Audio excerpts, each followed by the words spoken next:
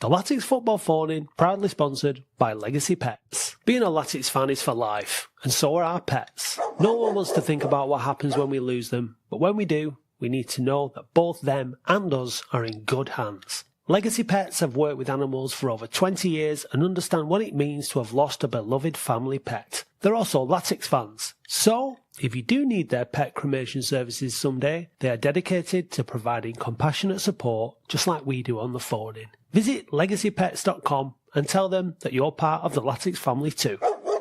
Easy boy. It's Wednesday night. It's been alright.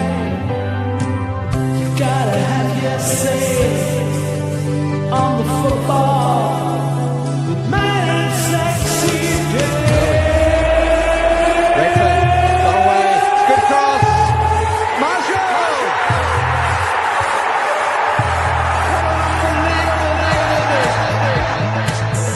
It's the football phone-in, the Latics football phone-in.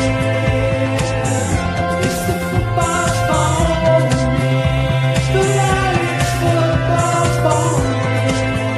It's the football phone-in, the Latics football phone-in. It's the football phone-in, the Latics football.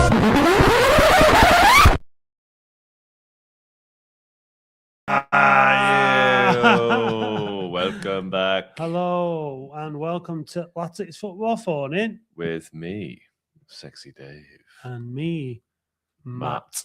Matt. I'm Matt Dean, this is Sexy Dave. We've been away for the summer. Away for the summer. I hope you can hear us. The sound indicator is indicating sound. Indicator. So Yeah, sound, that's what a sound indicator does. It It does. indicates sound. it does, yeah. So I think everyone And can our hear visual us. indicator, i.e. the camera, is Um, showing some visualization. new song not doing it. What?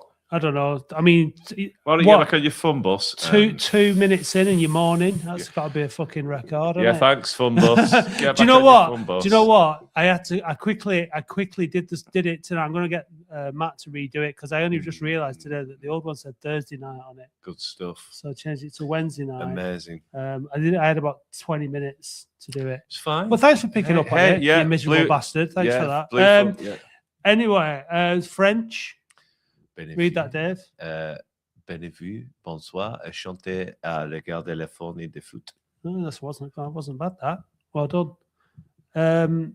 Evening from said Burr. Do that in Cumbrian. No, I can't. I don't know. Evening from Sedborough, Cumbria. That was more Northumberland than Cumbria, Dave. Well, That's why I didn't do it, Dave. Good stuff. Jenny's remembered. Good Well evening, done, Jenny. guys. Hold on. Fun Bus, though. To be fair So to welcome back. Fun Bus, did give us a welcome 2 minutes prior He to started with the shit slagging sandwich, off the- so he's done something good, something Yeah. bad. Then we're just waiting for his next bit. Yeah, no, welcome. Thanks for tuning in, everybody. Yes. We are back. So, what did you do last summer? Or this summer? Well, I've still got these beers left from when we did the recording of the last one. Italian beers. I went to Italy. Oh, whereabouts? I went to Tuscany Oh, what did you? for Harriet's birthday. Good. Harriet was 40. Wow. I know, it's hard to She believe. doesn't look a day over 39. She Matt. doesn't, does she? No. And she got this adorable message. Hey Harriet, I hope you're doing well. Well, I've been told it's your 40th birthday. Wow, what a milestone that is.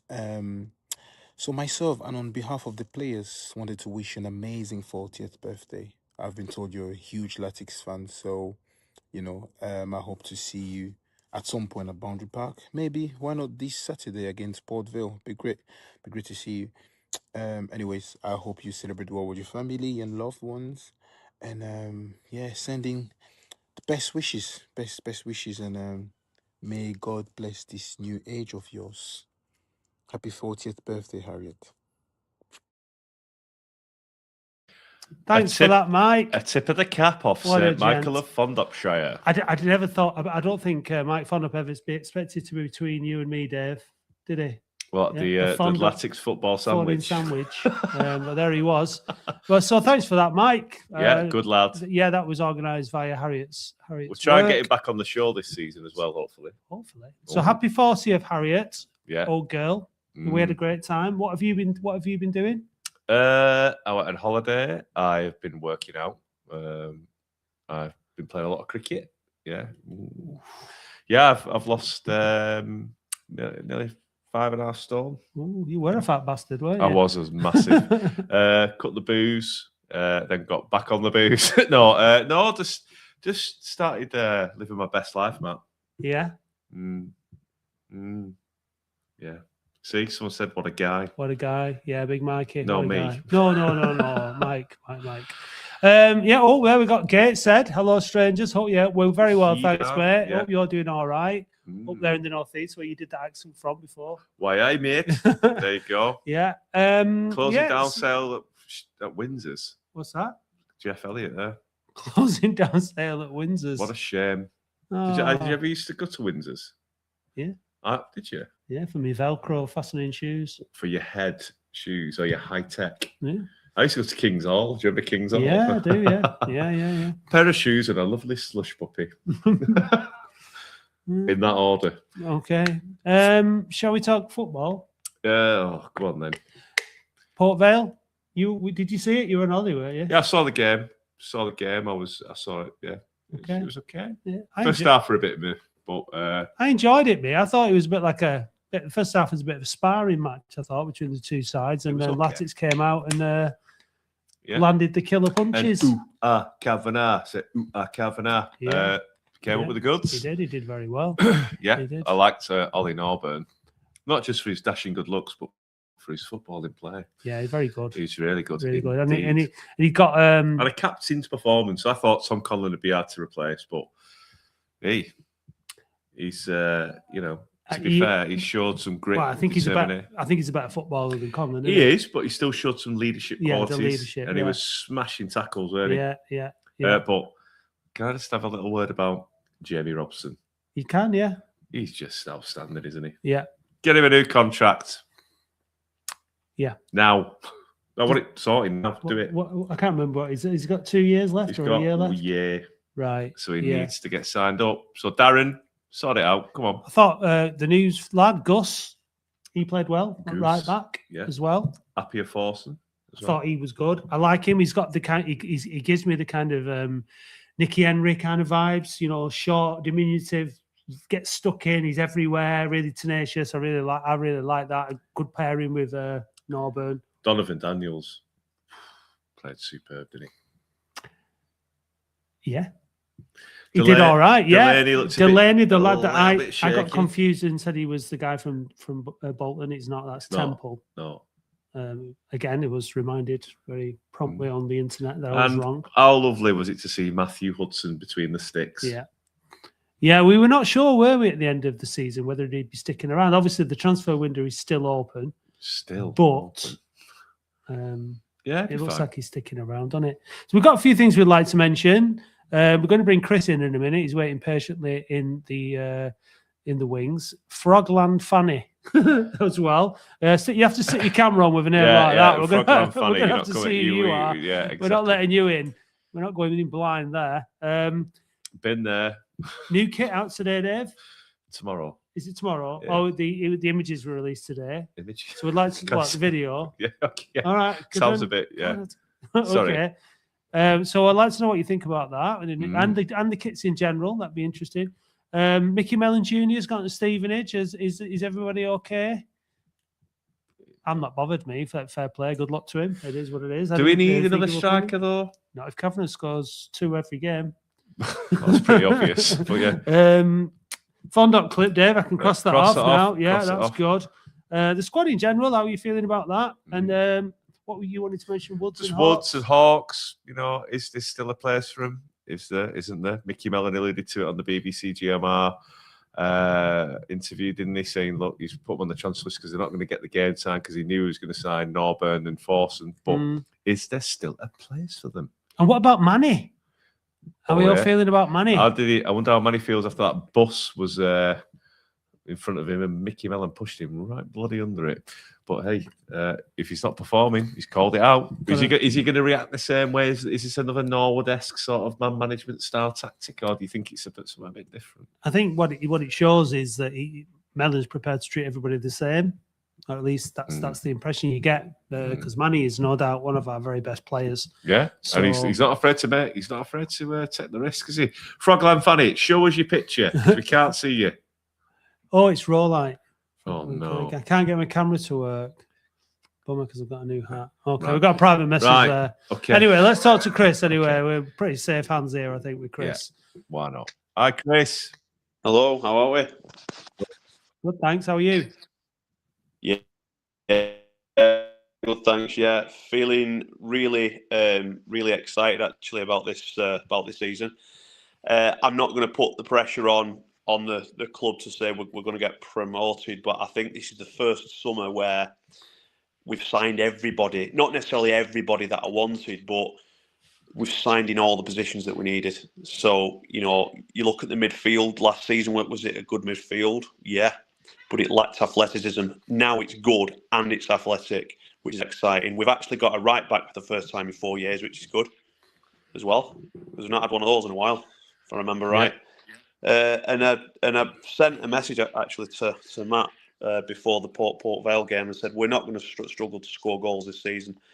These Latics fans who think we're going to struggle to score goals, they've got short memories of last season, because from February onwards, we only failed to score in, I think, 4 of 26 league games. So we can score goals, and with a defence like that, and we've added the big lad at the back, what's he called? Ryan Delaney, is it? Yeah. I mean, that's just gone from strength to strength. You've seen the right back that we've got now, along with Robson at left back. I mean, I've not seen every back line in the league, but I don't think there'll be a better one than that, including Hudson. So we can score goals. We're tight at the back and we're athletic in the middle. I mean, anything could happen this season. I thought that we'd either make or just miss out on the playoffs this season, but it all rided on how we started the season. Because I expected, you look at the midfield, they're all new. You've got a few players at the right back. It depends how well this settle. And I expected us to have a slow start. I didn't think that we'd lose games. I just thought we might not win as many. And I thought that's what might keep us out of the playoffs. But if we do what we did to Port Vale, I didn't see it as a tremendous performance. I thought we were solid. We didn't give anything away, and that were it. If we do that for the first 10 games, we're only going to go stronger and stronger. And I think potentially this team could win the league. I don't see. I mean, I'm not saying we've got the best squad of individual players, but I think it's not just about individual players. It's about how well the team is balanced. And you look through that team, like, what would you change there?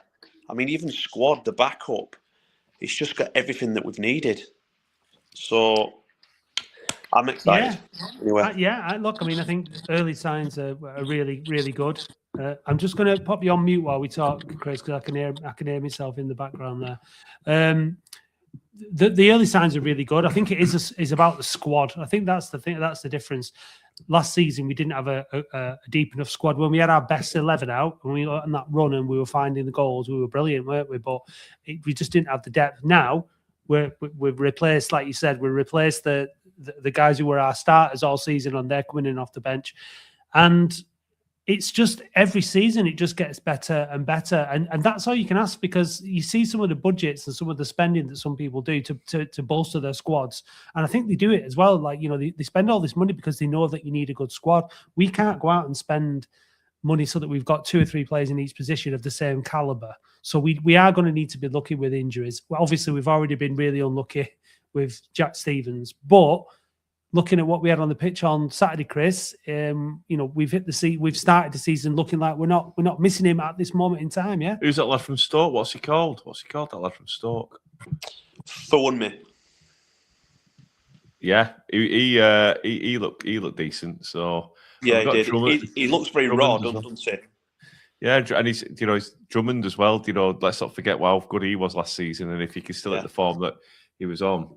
I thought Drummond had a frustrating game in that he seemed to slip about 3 or 4 times on my count. But even with that, there were a couple of times in the game where I thought Drummond got himself into some very good positions. There was the chance where I think Fawunmi had the ball on the right, and Drummond was clear of anybody. But Fawunmi, I think he decided to go himself, or he made the wrong decision. But Drummond, he could have squared the ball to Drummond and had backed him to score. And then there was one later on in the game where Fondop actually did lay Drummond off and he slipped. But both times I looked at it and said, well, if he gets the ball there, I'd back him to score.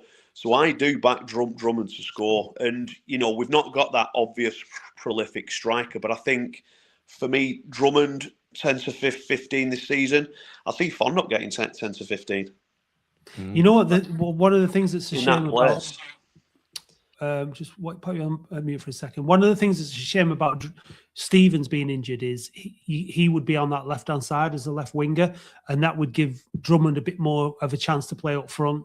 And he's playing out on the left-hand side, and I don't think he's as dangerous playing as a left winger. I thought he played really well on Saturday. Like you said, he didn't have as many opportunities to get bear down on goal as he would have liked, but he grafted and he did a job for the team, and he put tackles in and he was up and down that line all game. So he played really well. I think, like you said, I think we didn't peak on Saturday by any stretch of the imagination, and we didn't do everything brilliantly. But what we were doing is we were trying to play a certain way, and it wasn't always coming off, but we were trying to do it, and we weren't just resorting to just umping it forward and being clueless. We were trying right from the beginning to play a certain way. And it doesn't always come off. The opposition make it difficult for you, but we kept going, and it worked by the end of the game. So there was so many positives from that opening game. I don't think there's. I mean, we've not got any callers lined up. So if you've got anything negative to say, that'd be great. So give us, why not? But I think it's hard to find. I think this is a good point. They said our players didn't panic while we're on the ball anymore. It seemed like, as you say, having that game plan, having that bit more experience, having those better quality players. It does give you that time, and also knowing your opposition to a sort of a degree, like League Two opposition, because the first few games last season when we came up from the National League, Colchester we drew. We drew like the first 3 games where we could have gone on to score, because I think there's a bit of a fear factor, because it is a bit of a step up, isn't it? When you come from National League. Yeah, it is. It is a fear factor. I don't necessarily think we played cautious in our first few games. I mean, our XG was quite high. I know Matt's not a fan of that, but it does show that we were having attempts. We just couldn't put the ball away. But I just feel, for me, the main difference this season is going to be in the athleticism, because I rated Woods and I rated Pett as well. The issue you've got with them two is they do a really, really good job for 70 minutes. And after that, and it's not through what ones are trying, they just didn't seem athletic enough to sort of get the game done. If the game was into 95 minutes, they always look like they're blowing, even if it's just like 1 game a week as opposed to 2. Appiah Forson, I think it was the 92nd minute against Port Vale, he's ran for a lost cause 20 yards, and it just shows he might just been trying to impress, and he's fresh because it's the start of the season, but the early signs are good. I don't necessarily believe that Norburn is a better footballer than Woods, technically, but you look at him physically, he's just a beast, and he's definitely fitter, and he's definitely faster, and I think that is going to be the difference. I don't necessarily think other than right back, I'd say, I don't necessarily think we've upped the quality. I think we've upped the athleticism, and that's what we missed. I think when we signed Woods and Pett and Conlon to an extent, when we signed those 3 players, they'd all dropped down a league to come to us. They were all good midfielders, but they were good technically, and they were good enough technically to mask the fact that athletically they weren't the best. Now we've got the best of both of us. We've got Norburn in, we've got Appiah Forson, and they look fit as a fiddle. And we look like we're going to cause teams a lot of issues. Now, it's all been positive. You've asked me to do a negative. It's not so much a negative as it is a question mark. Because last season, I thought we played our best football and we scored the most goals when we played Fondop up front on his own and 3 in behind him. Well, what do you do now? Because I think Fondop does a terrific job in that role, up front on his own, and he knocks the ball on.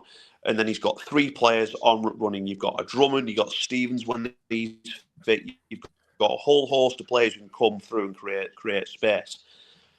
If Kavanagh is supposedly going to be our attempt at a 15 to 20 goal season striker, you can't really drop him. I think Fondop is undroppable just because of the work he puts in. So what happens to that 3 and a 1 then?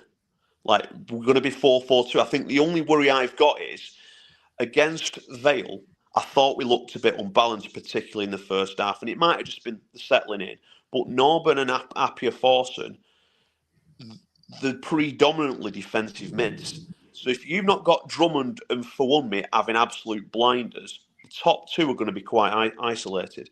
And that's the only issue that I saw. Again, I'm talking particularly the first half. Fondop were winning every single ball, but the problem was he had nobody advancing in midfield, so he didn't really have anybody to nod the ball to. Kavanagh was a bit didn't really do much in the first half. He made a couple of good runs, but if your wingers are not on it and Kavanagh's not on it, Fondop doesn't really have anybody to add the ball to. So that, for me, is an area where I think we could come unstuck in some games where we might just look like we're not going to score.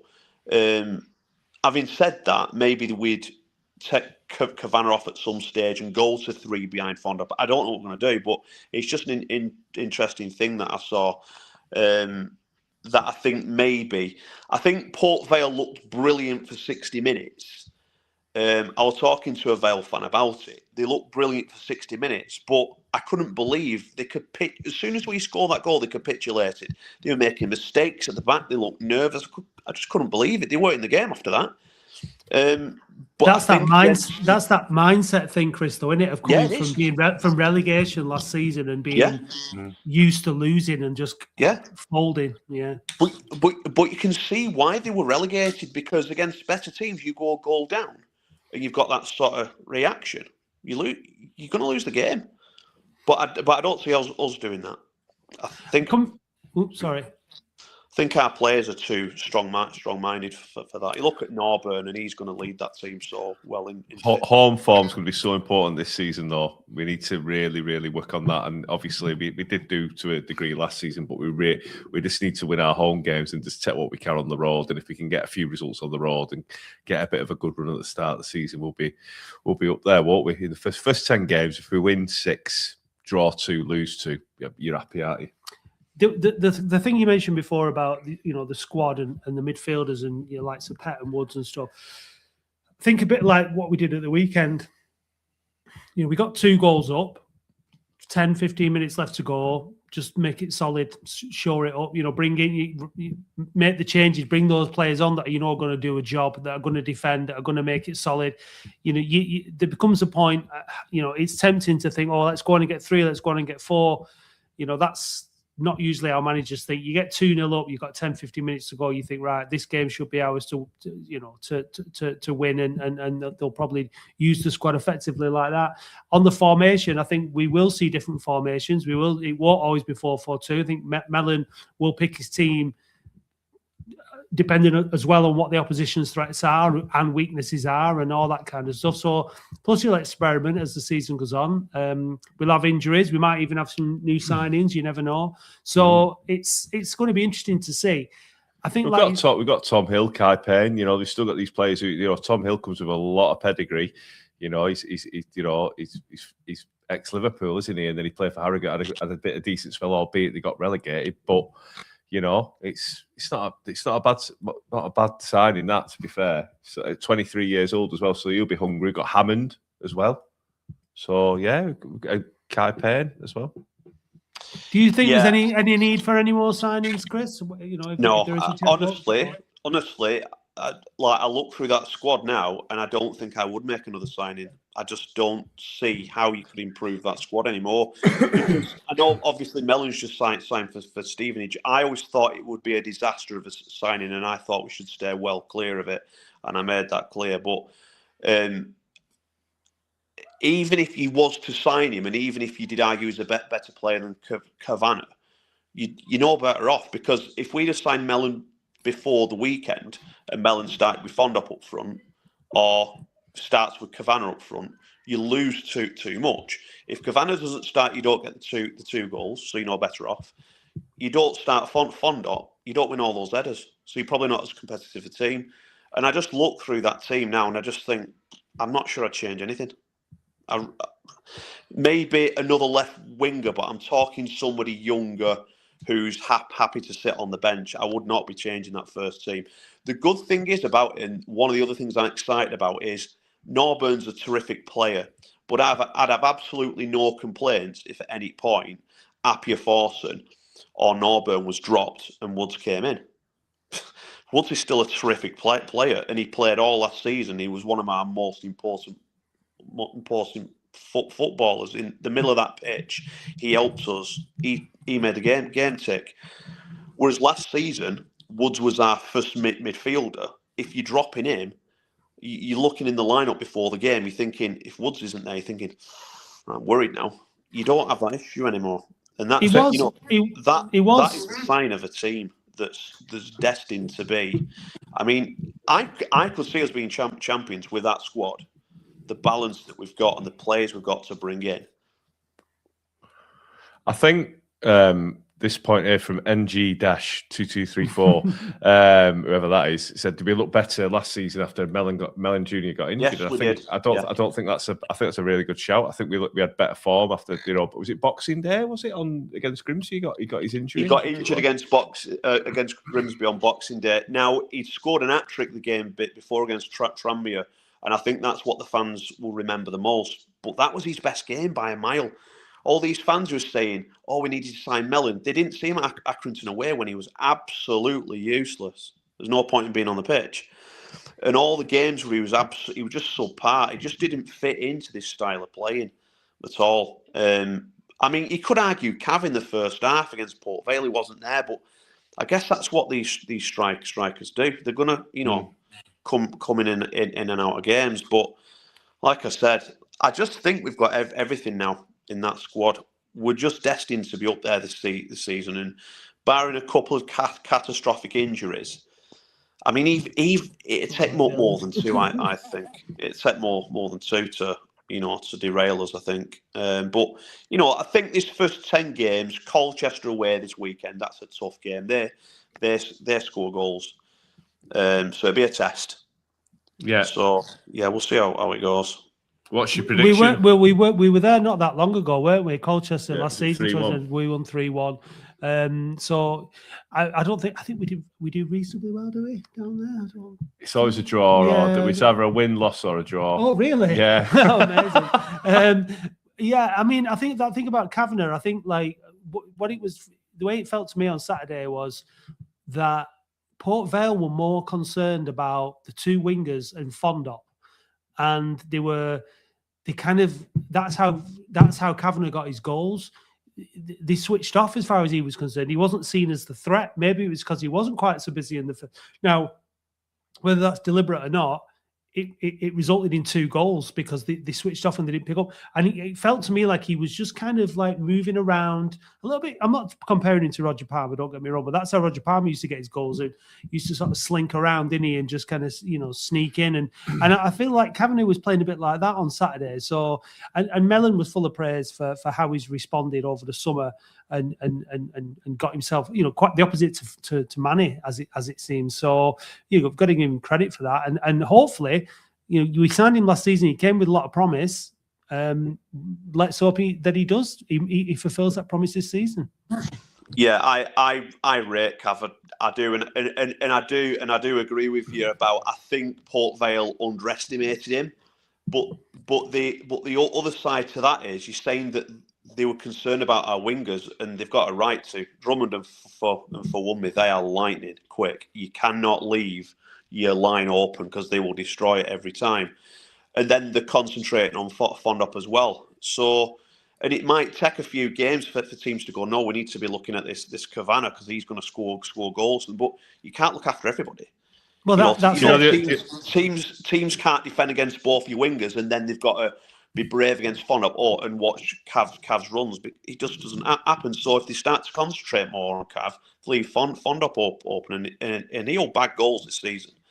With that movement in midfield and everything being created around him. Fondop, make no mistakes about it, he's going to score goals this season. I see him scoring 10 to 15. I think also the overlap from Gus Scott-Morris and Jamie Robson will come into play as well, because you've got very pacey wingers, but with them two bombing forward as well, which they are.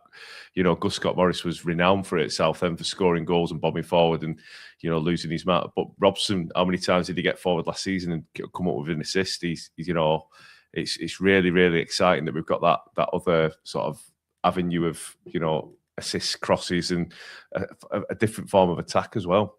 Yeah, I thought that on Saturday that you could see there was different ways of playing within the game. We weren't just doing the what? We weren't just doing the lumping it forward or trying. Woods. I thought he was one of our most consistent players last season, and he was a really important player. He had a habit of like putting very sort of floaty crosses in from deep that weren't really very dangerous, and that was so there was. But at the weekend, Robson was getting down and putting balls in from the byline. There was balls played over the top. There was balls played through midfield. It was much more. It's a lot of balls. There was lots of balls out. Yeah, loads of balls out, and they were being kicked, Dave, in lots of different ways. And it was balls. no, they played. There was lot. You could see that there was a lot more balls. They looked better coached. And they looked like better players who were responding to coaching, and I thought that was really, really encouraging. Yeah, I was actually a bit concerned for Scott-Morris in the first 20 minutes. He looked nervous. He was being beat quite a lot down his side. A lot of his first touches looked a bit like somebody who's just stepped up from the National League, if I'm honest. But I think he grew into the game, and he's a very positive player. He did make those balls forward, and he tried to do it very quickly as well. His running was superb. I think that first 20 minutes, he just needed to settle. So if we give him a good 10 games, just knock the nerves off, because he will be nervous. He stepped up to the Football League for the first time in his life. It's not like he's come up with a minnow club. It's not like he's at a Newport or something. He's at Oldham Athletic playing in front of nearly 10,000 people. He will have been nervous on Saturday. And I think the same could be said for Delaney in the mid, because I thought the middle, I thought Daniels looked superb, and I was a bit concerned with him not playing with Manny, but he was superb. Delaney, again, the first 20 minutes, I thought he looked shaky. But then again, he grew into it as well, and he looks like a solid player. He dived in a bit, didn't he? He dived in a bit. Yeah. I always imagine being a striker playing against Oldham Athletic. You look at Donovan Daniels and you think, well, he's a big lad. And then you look at Month or Delaney and you're thinking, how long have I got left of this game? And then you've got Robson, who we know is a brilliant player, lad on the right. He looks like he's going to be a good player. It's just all positive. Like, I don't think I'd change a single player in the squad. They've all got a part to play, and I just think good things are going to come. And with Mellon as well, keeping them focused. I think that thing with Month was a master stroke, if I'm honest. Because it just shows that no player is safe. If you drop the ball, you're not playing for Oldham. That's essentially what he said, and that's what I'd expect of him. And I think he's going to get the best out of him, and I'm really looking forward to it. He said on the, he said the point he said about the likes of Delaney and Daniels as well is like, look, your game's got to be the best because you've got Manny Month waiting to come in and take your place, and then when he does, how are you going to get your place back? And that's what you want. And I think you talk about the physical stature of the defenders, and then you get Fondop back for corners. So when we're defending set pieces, we've got really, really good aerial dominance, and we're hard to beat, we're hard to break down, we're hard to concede against, and we don't need to be winning every game 4 or 5-0. You know what I mean? 1-0 will do, 2-0 will do. It's just one game though. Let's two goals will generally be enough, to win you a game. More often than not, and if you're not conceding, then that's it. That's the key to it. That's why I was so desperate for Hudson to stay this season, because he is the really important goalkeeper behind a really good back four, and I think that is it. If we are going to get into the playoffs this season, and I do think we will, I'm not quite as optimistic about us winning the league as you are at this stage, Chris. Although I would be absolutely delighted if we finished in the top 3 at least and got automatic promotion. Lovely. But I do think that our defence and the improvements that we've made, the physicality, the speed as well, the addition of the pace that we've got a lot more pace than last season. Yeah, I think it's looking good for a playoff finish. And we played one game. Yeah. All right, one league Just game. relax. Obviously, Let's but just that's all relax. but before we'd kicked the ball, I would have said probably the same. Last thing I want to say, that just when you're saying about the stature of the players, you got your Fondops, your Monts in there. We've also added Norburn in there. When was the last time we had a tall centre mid? I mean, I bet Norburn is handy on corners in both boxes.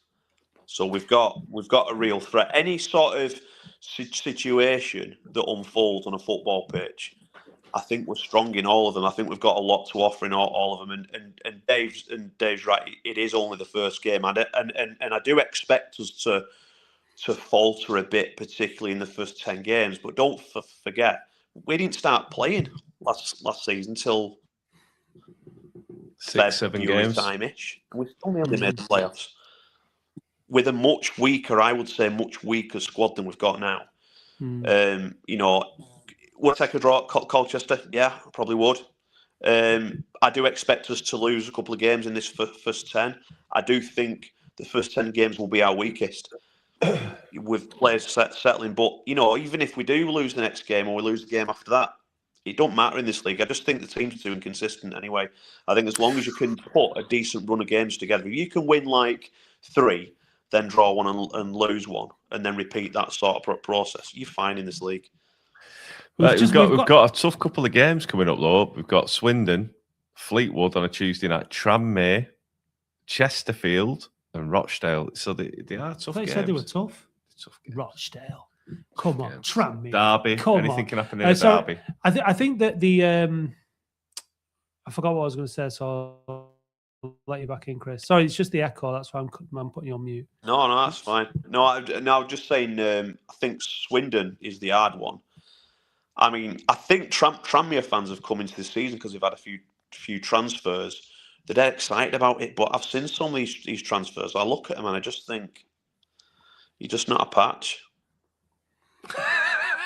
I think what we need, what we need to do this season. I mean, the problem last season, we would have easily got into the playoffs if we hadn't drawn so many games. Like that's the killer. Drawing games is the killer. Losing, you're going to lose games. I think just having that sort of going for a win and maybe losing a game when it's 0-0 or it's 1-1.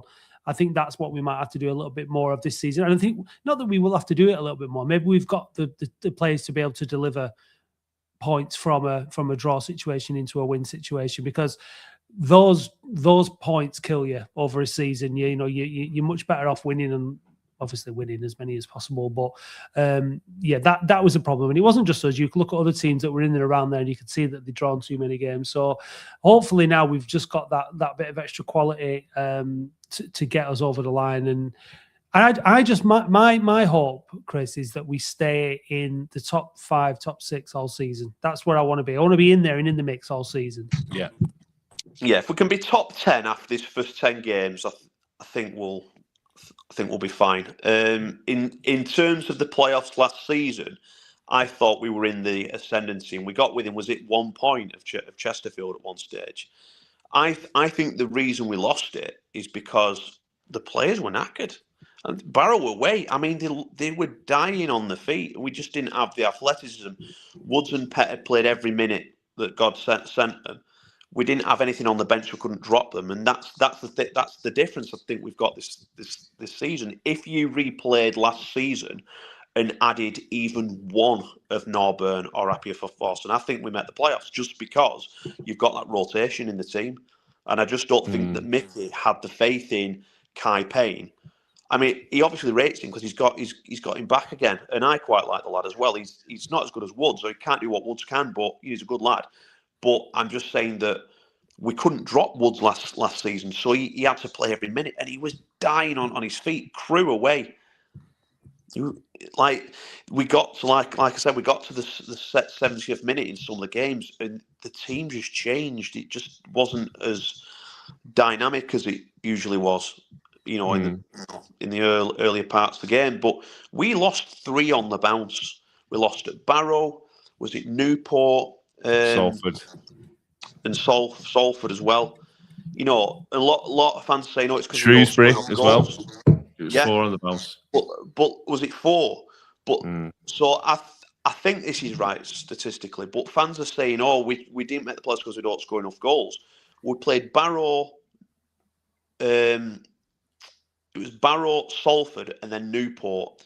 We lost all 3. We scored 7 goals in those 3 games. We lost all 3. So there's no issue with scoring goals. And I think Mellon knew that. But Daniel's got injured. Daniel's got injured as well, didn't he, towards the end of the season, which I don't think helps. So, and also the other thing that did play a part last season was the season finished on the 1st of June last season, didn't it? We had Wembley and all that, and it was a very unique season. We didn't get a proper pre-season in. This season's been very different. We were signing players very, very early on.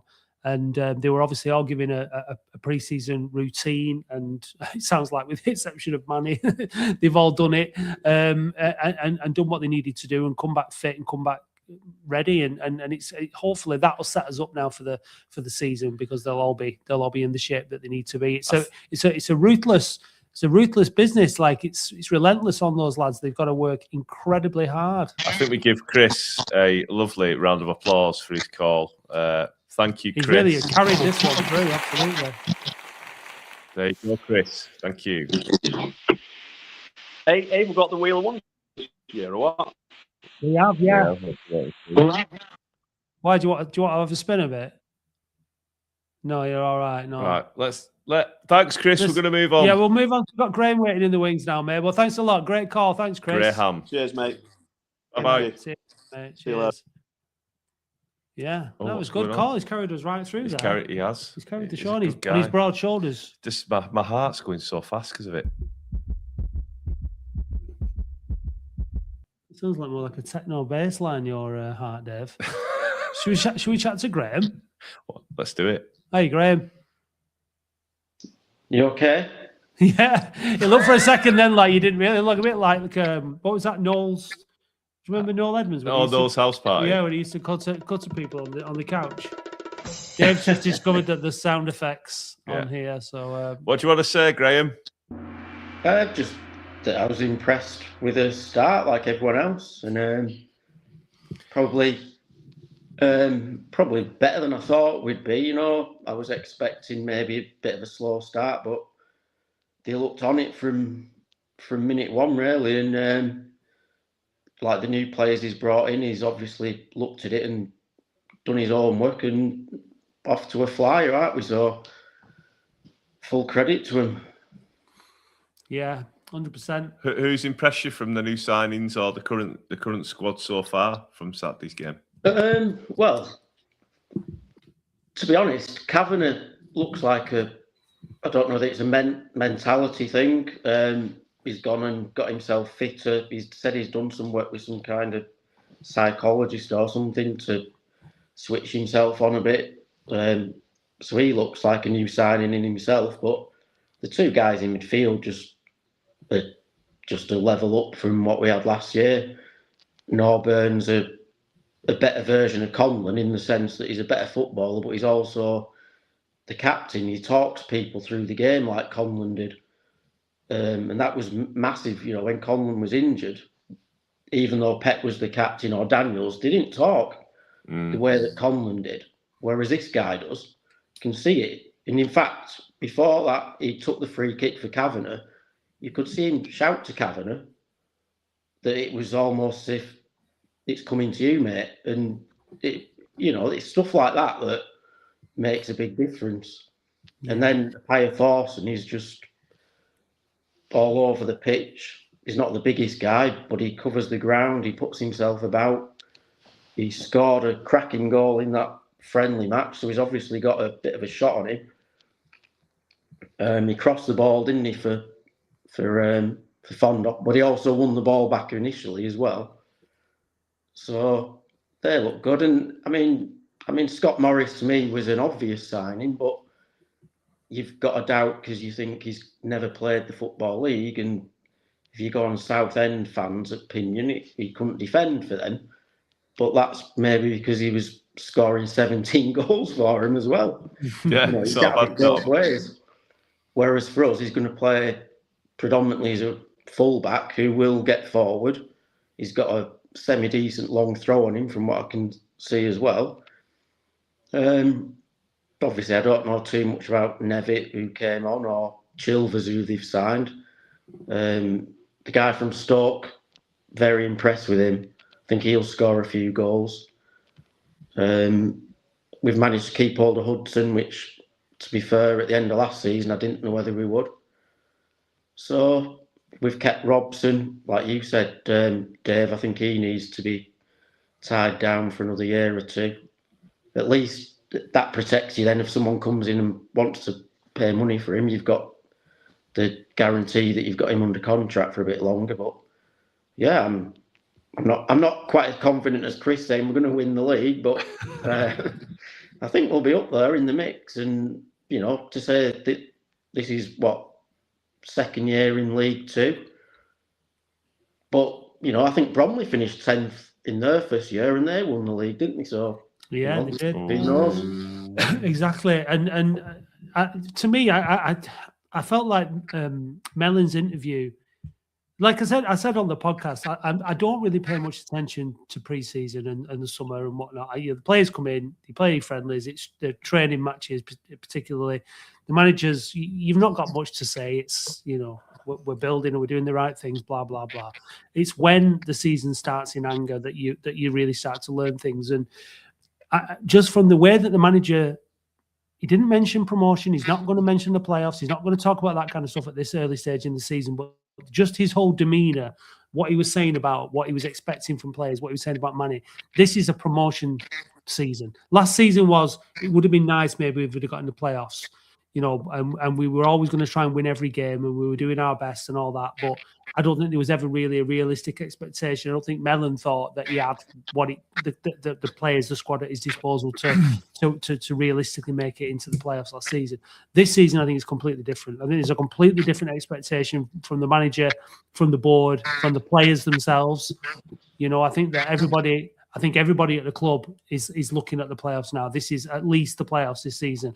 And that means being on it all season. Yeah. There's no, now that doesn't mean we expect them to win every game. There's going to be peaks and troughs within the season. Just want to compete. But they're going to have to be at it and doing the best every game. And that's the mentality that, you know, when we went into the playoffs in the National League, and everyone was saying about that mentality that Mellon brought to the team in that short period of time in that playoff campaign.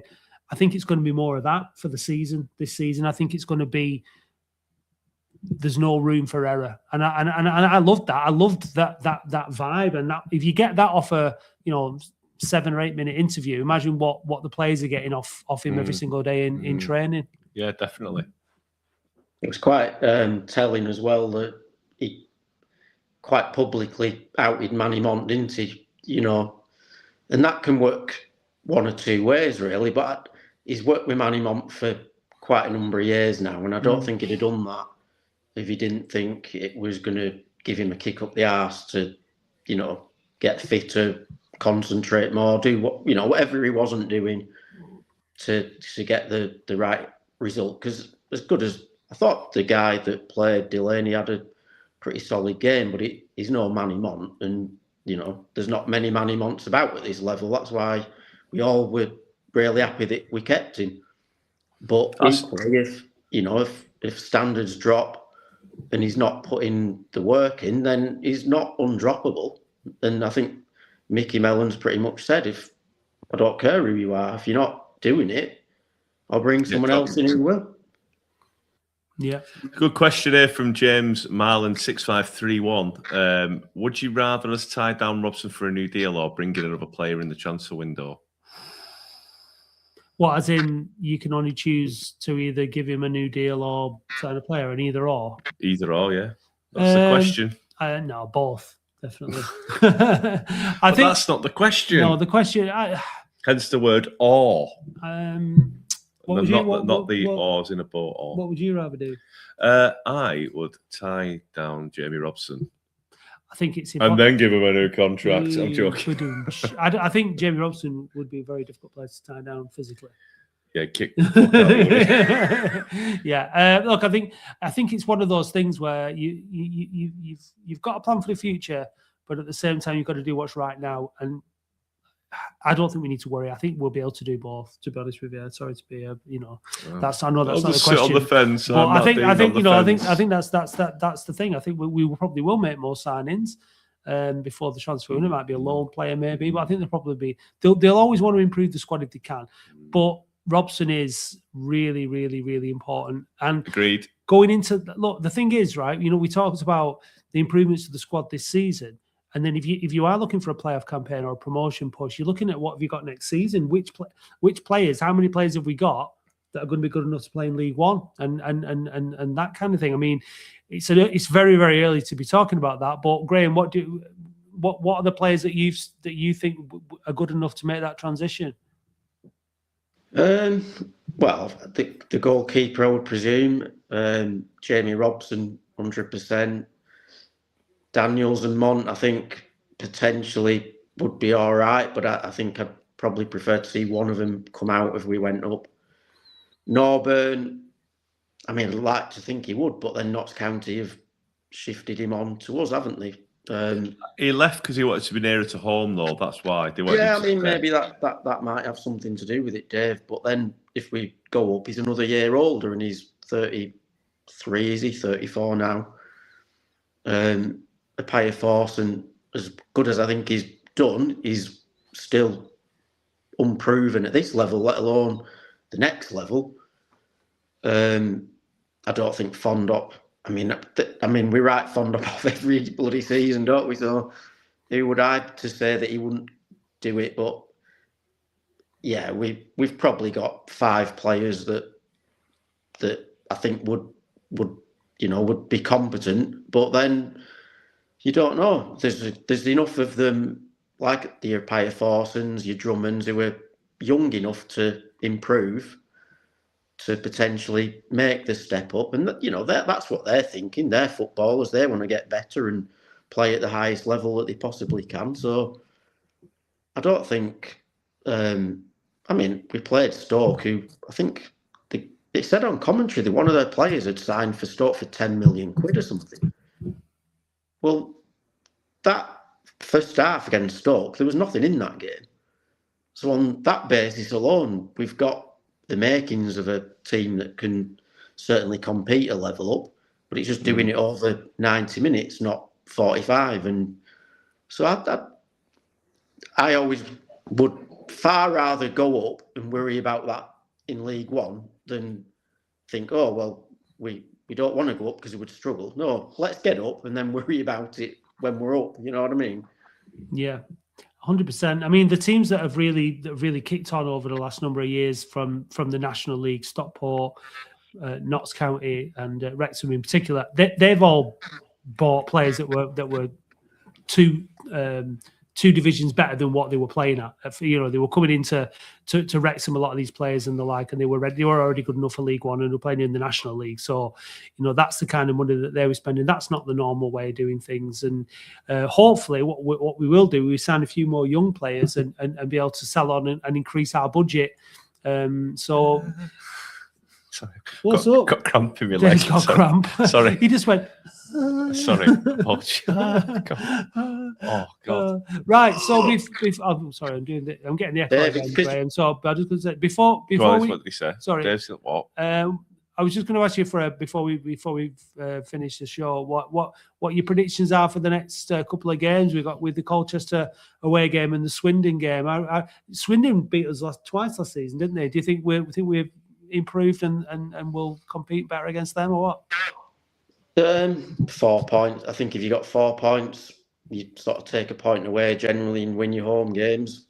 That'd be fine. I think for what would that be, 7 out of 9 from the first 3? I think you'd take that, wouldn't you?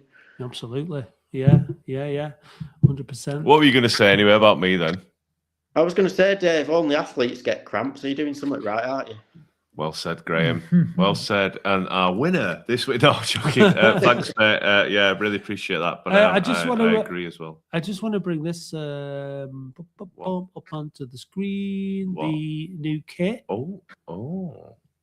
Does everyone see that? There we go. What you think about it, Graham? I prefer that to the other two, to be fair. Yeah, I think that's a bit of a throwback, isn't it? To, like they said, 1966, wasn't it? But I like it, yeah. Yeah. Yeah, it's my favourite. It's my favourite of all the kits. Personally, I would have committed on the collar.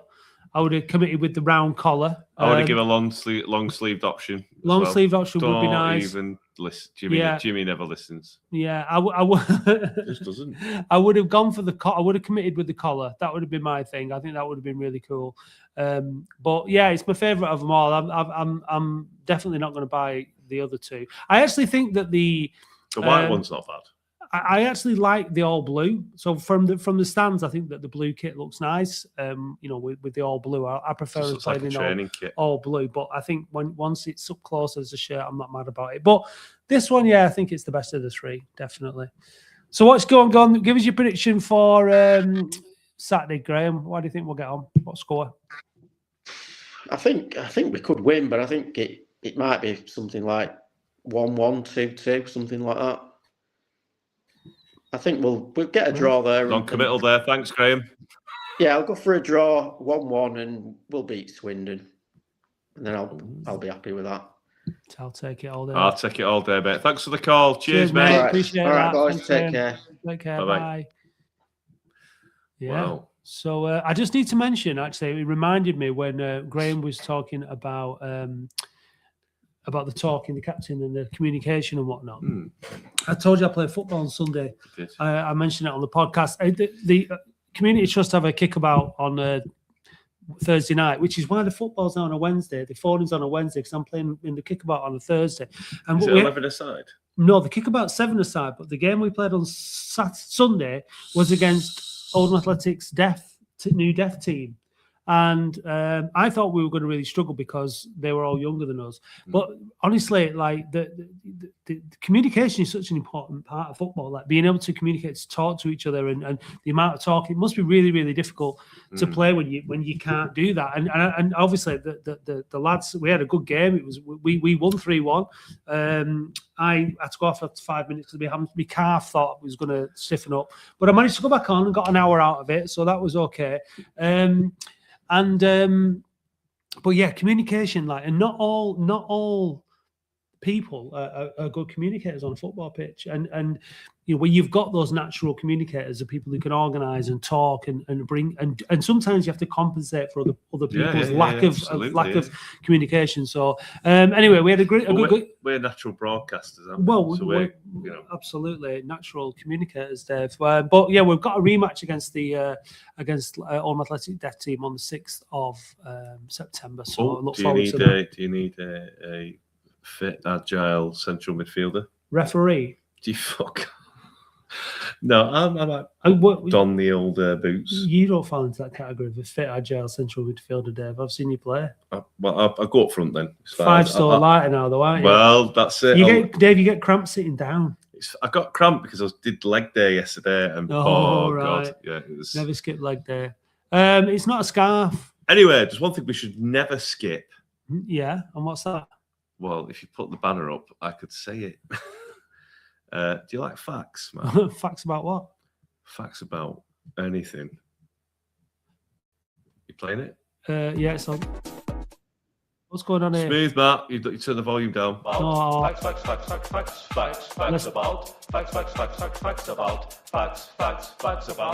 about, and you find out about. Colchester.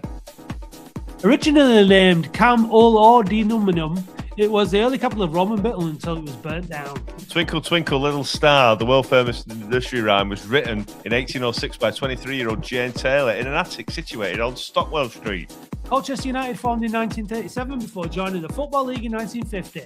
The acclaimed alternative rock band Blur, who aren't as good as Oasis, formed in Colchester during the late 1980s. If you're in Colchester this Saturday, Becky Hill is set to headline Castle Park, bringing all her biggest hits to Colchester with over 10 billion streams, 6 UK top 10 hits. I've still never heard of her.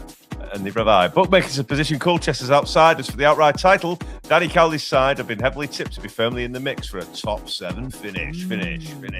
Castle fans, Colchester Castle measures 46 by 33.5 metres. Famous people from Colchester include television presenter Dermot O'Leary, Nobel Prize-winning mathematician Sir Roger Penrose, and physicists, Blur drummer Dave Rowntree. Colchester United won the Watney Cup in 1971, beating West Brom in the first ever penalty shootout in the English professional football history. Facts about, and you find out about. Colchester. I was just going to say that former Latics defender Jake Leake joined the U's in the summer. Traitor. Thanks to Harry for the new Facts About tune. It was very sort of Manchester vibes in a certain area. So we're going to try and do, get the theme tune sorted out. Blue Balls, don't worry, we'll get that sorted. We may fare better against the blind team. Ha, ha, ha. It's a bit uncomfortable. He's a bit of a twat. He is a proper twat. Colchester was the town in Orwell's 1984. So, don't forget. We'll do the facts, It's in Essex, yeah. We'll do the facts, all right? So, obviously, Dave, we're a bit rusty, aren't we? Yeah, well, some of us are. I've got cramp. And it's like we've never been away.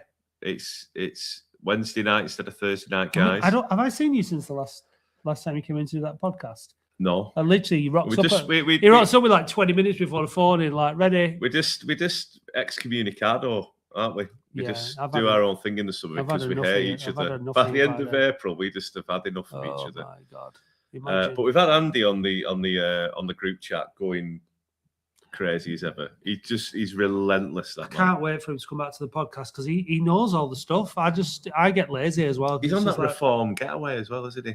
Again, I don't know where he's celebrating. Do you know where he is now? He's gone to Melania Trump's. Not Melania Trump's. What's she called? Epstein. That island in Albania. Oh, really? Yeah. Wow. No, he hasn't really. I don't know where he is, but he was in Claxton the other day with his reform t-shirt on. So yeah. Jesus Christ.